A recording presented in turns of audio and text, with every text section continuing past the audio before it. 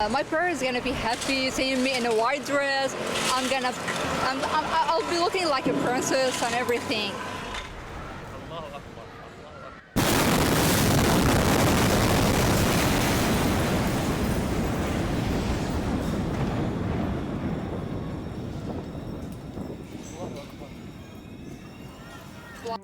DNP India के digital platform पर आपका स्वागत है।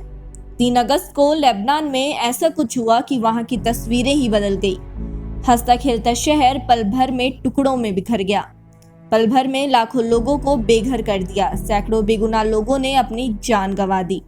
एक क्षण भर में खुशनुमा शहर मिट्टी और चीखों में तब्दील हो गया। आइए आपको दिखाते हैं बेबस शहर की बदलती तस्वीर। लेबनान की राजधानी बेरूत में 2750 टन अमोनियम नाइट्रेट में इतना जबरदस्त धमाका हुआ कि उसकी आवाज 240 किलोमीटर दूर साइप्रस तक में सुनाई दी। बताया जा रहा है कि पिछले 6 साल में जब्त किया हुआ अमोनियम नाइट्रेट का भंडार था, जिसमें धमाका हो गया। बेरूत में हुए धमाके में 140 से ज्यादा लोग मारे जा चुके हैं और 5000 से भी अधिक घायल हैं। इस धमाके में 5 भारतीयों को भी मामूली चोटें आई हैं। सोचिए कि धमाका कितना जबरदस्त होगा, जिसने बेरूत की करीब आधी इमारतों को नुकसान पहुंचाया है। धमाके की वजह से बंदरगाह में बना एक विशाल अन्नागार भी बर्बाद हो गया। ये खाद्य भंडार पूरे लेबनान का सबसे बड़ा भंडार था।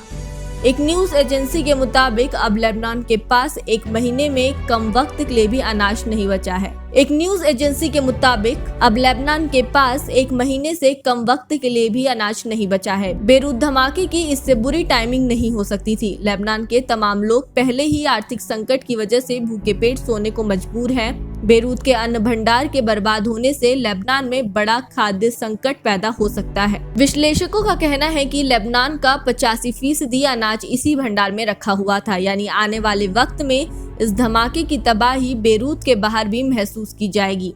वहीं बंदरगाह तबाह हो चुका है और ये बंदरगाह आयात के रास्ते आने वाले अनाज का मुख्य जरिया था।